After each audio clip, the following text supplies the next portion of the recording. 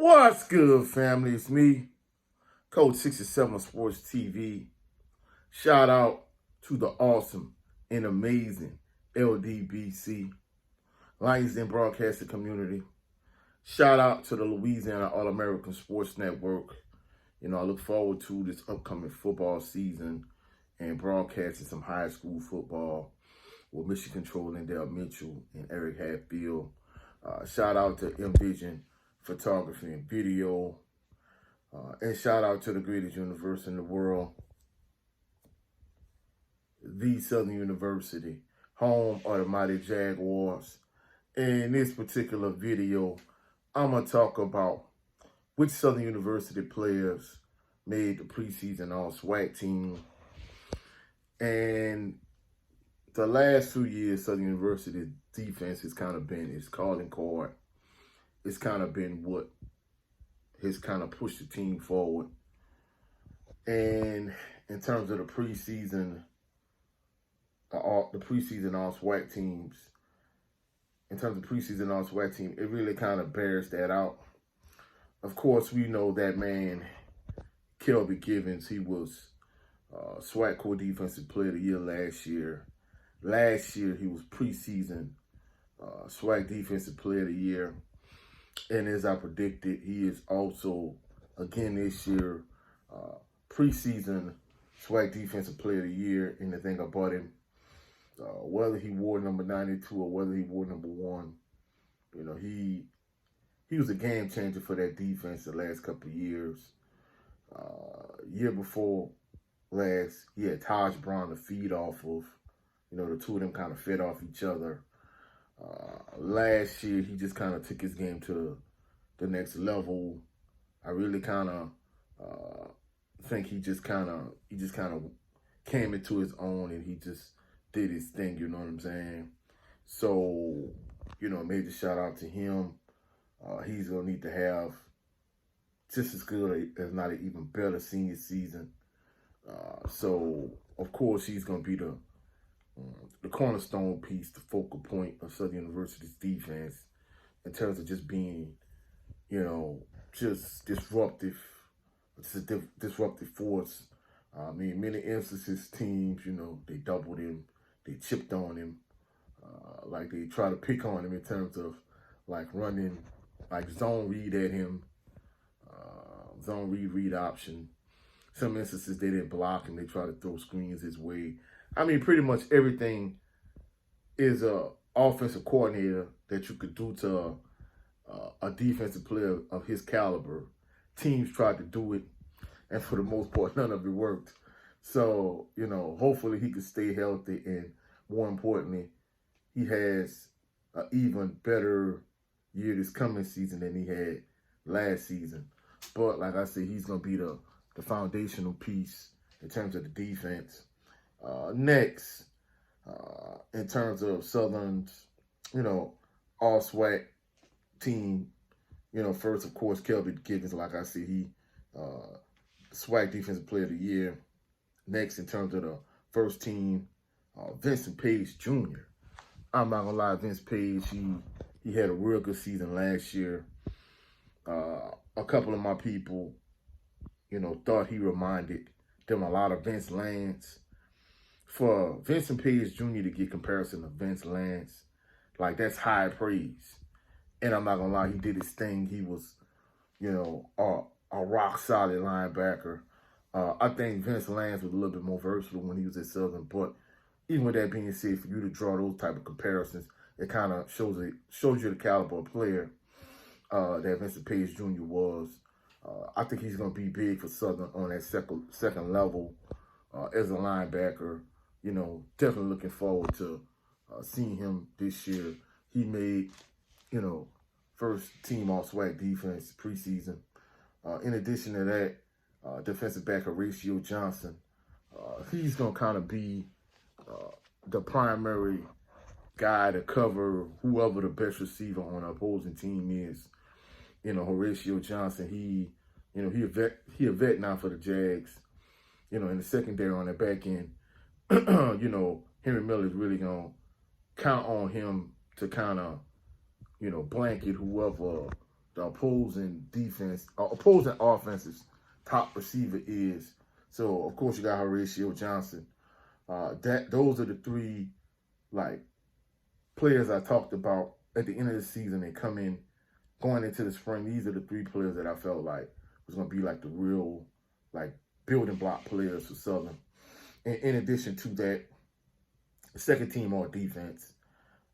Some people might argue that he should have been on first team, but either way, Herman Bristol III, man, I'm not gonna lie, he made a lot of plays on the back end of Southern defense. As a player, he kind of reminded me a little bit of two safeties. He kind of reminded me a little, well, really three players, really three safeties. He kind of reminded me of. He had like the ball hawk ability of like a Ricky RV. Even though he didn't blitz as much as Ricky RV did, he kind of had he had that ball hawk mentality that Ricky RV had when he was at Southern. But in terms of making plays on the back end, he reminded me a lot of Jamal George and Corian Harris. So, those two things that he really could do, he really could be a ball hawk at times, and he could make plays on the back end. I mean, even in the Bayou Classic, him just coming over and just smacking a receiver, getting ready to make a catch. Of course, he was out part of the SWAC championship game due to that, but it goes to show you that, one, he's a ball hawk, and two, that he can make plays on the back end. Some people are going to say he should have made first season defense in terms of preseason on SWAC, but I think he definitely an impact player.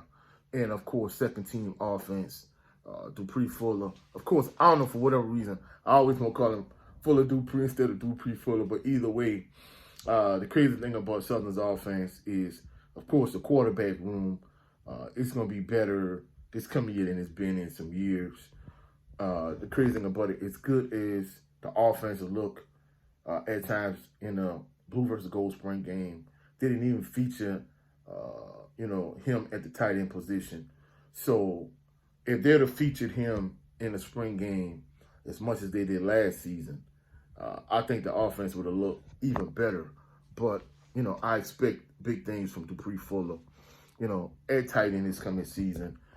Southern, not only did Southern wide receiving core look good in the spring game, but, I mean, you got him coming back at tight end. I think he's going to add another dimension to Southern's offense in terms of, your wide receivers look good when you went 4 and 5 wides during the spring. By having that tight end, that can kind of be a safety blanket. For whatever reason, I don't know why more SWAC teams don't use tight ends. Because I'm not going to lie, in the SWAC, they always seem to be wide open, especially like in third down scenarios. So many years, I just see Coach Richardson just take the tight end and just run up the seam, whoever it was, Southern had that tight end. So at the end of the day, I think he's going to be a major component to Southern University's offense. But overall, I'm not shocked that most of Southern preseason SWAC picks came from the defensive side of the ball, because this is the side of the ball that has carried Southern the last few years. But it's going to be interesting to see what the season looks like. Of course, we know SWAC Media Day is upon us. It'll be here next day or so. So stay tuned for that, in terms of this particular channel. I had a couple things coming up. I'm going to break down. I broke down all the Southern games, but I'm going to break down week by week, like all of the SWAC games, who I think is going to win each game, throughout the SWAC conference. So stay tuned for that. And in addition to that, myself and my brother Jared 11 Green, we're going to have a special edition HBCU Fanatics in terms of after SWAC Media Day. So stay tuned for that. If you find any value in this video, please like the video, share the video, comment in the comment section, subscribe to the channel. Also, click the notification bell so you can be alerted anytime I post any new videos. I think I'm right at 771, 772 subscribers. I'm almost at that 1,000 subscriber mark. So please, if you have not done so already, please subscribe to the channel. Also, go check out my brother Chad 11 Green on his channel. Every Sunday we do the Southern Baller Show. Every few Saturdays we do Saturday morning show, The Black Man's Perspective. So go on his channel and check him out. Also, go check out my brother Brent Fox on his channel, where his show is just me starring Brent Fox. Also, go check out, all the dope content creators in the LDBC, like the beloved sister Queen Shawala Yah on her channel, my brother Cadillac Red on his channel, Supreme Beast Boxing Talk, my brother Growing with Soul on his channel, and the general of this phenomenal organization, 7A Sports TV. He has 2 channels. His primary channel is 7A Sports TV. His backup channel is No 304 Show. Like I said, we got a lot of content dropping, since SWAC Media Day is upon us. So I'm going to break down in terms of the SWAC week by week, all the SWAC games, not just Southern. So, a lot of people that's been rocking with the channel, it's not just Southern fans, you're starting to have a lot more G-State fans come through and just people from all over the SWAC. So we're going to break it down week by week in terms of all the SWAC games, and then we're going to have another HBCU Fanatics in terms of SWAC Media Day edition. I'll catch y'all on the rebound. Please subscribe to the channel. Catch y'all. Peace and blessings. And go Jags, you dig?